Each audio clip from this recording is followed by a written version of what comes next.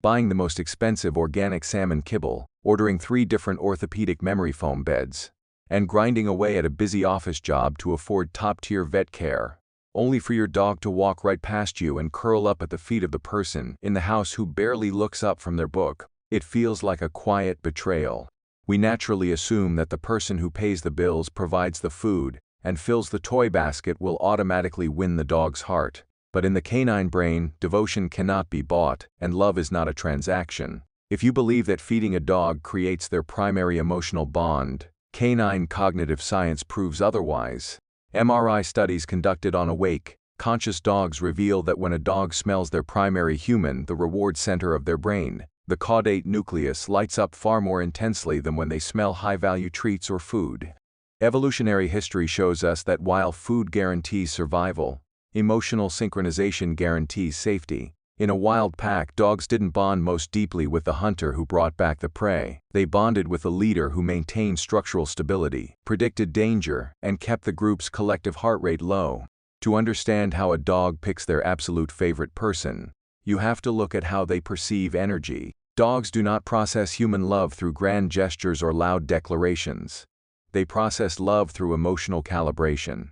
A dog constantly measures 2 things in every human in the household: predictability and matchable arousal level.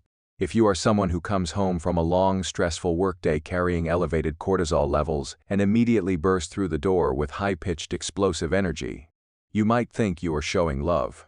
But to a dog's sensitive nervous system, that sudden surge of unpredictable adrenaline can actually feel overwhelming. When an owner misinterprets a dog's need for calm as a lack of affection, a damaging cycle begins. The owner tries harder. They push for more physical contact, force cuddles when the dog is resting, or flood the dog with treats to earn points.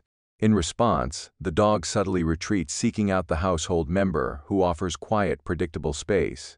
If this dynamic is ignored, the dog begins to view the overeager owner as a source of chaotic stimulation, rather than a sanctuary of rest.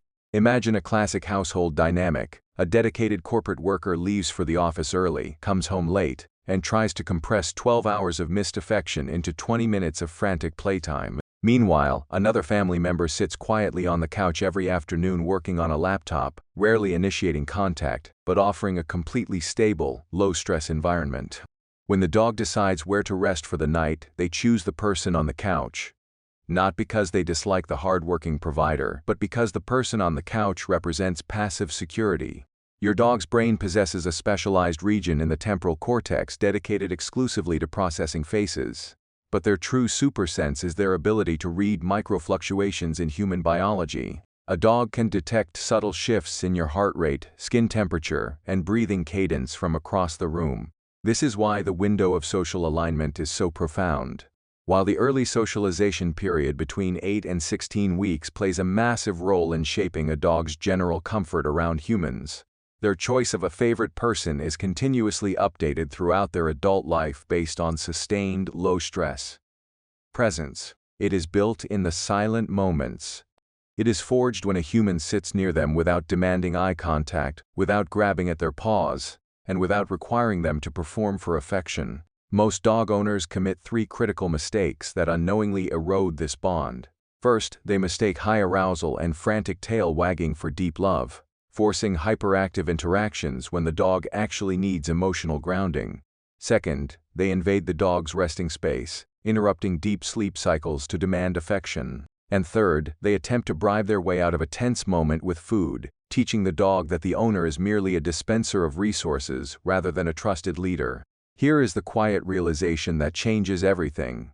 Your dog does not choose their favorite person based on who loves them the hardest, but based on who makes them feel the safest inside their own body. At the deepest level of canine psychology, a dog's primary person is the individual who acts as their emotional anchor. When a dog looks at the people in a home, they are looking for a nervous system they can sync their own with. If one person in the house remains consistent, reads their subtle body language like lip licks, head turns, and soft yawns, and respects those micro-boundaries, that person becomes the ultimate safe harbor. The bond isn't created by who holds the leash on a walk. It's created by who pays attention to how the dog feels while walking on that leash. If you want to become your dog's favorite person, you do not need to quit your job, buy more toys, or double their daily food portions. You simply need to change how you enter their space. Starting today, try one simple micro-shift in your routine. When you return home from work or enter a room where your dog is resting, practice the 3-second rule of passive greeting. Completely ignore your dog for the first 3 minutes. Do not make eye contact, do not speak in a high voice, and do not bend over them. Sit down comfortably, lower your shoulders, take 3 deep, slow breaths, and let your own heart rate settle. Allow your dog to choose to approach you on their terms. When they do come over, offer gentle, calm strokes along the side of their neck, rather than patting them on top of the head. When you shift your goal from seeking validation to providing emotional stability, your entire relationship transforms. You stop competing for your dog's attention, and start offering them the one thing they crave above all else, a peaceful, predictable sanctuary. True canine devotion isn't something you win, it is something you allow to happen by becoming the calmest presence in their world. Now that you understand the hidden psychological cues that make a dog choose their favorite human, what does it mean when that same dog insists on following you into the bathroom, or staring directly into your eyes while you sleep? The instinct behind that specific behavior reveals a completely different secret about your dog's survival brain.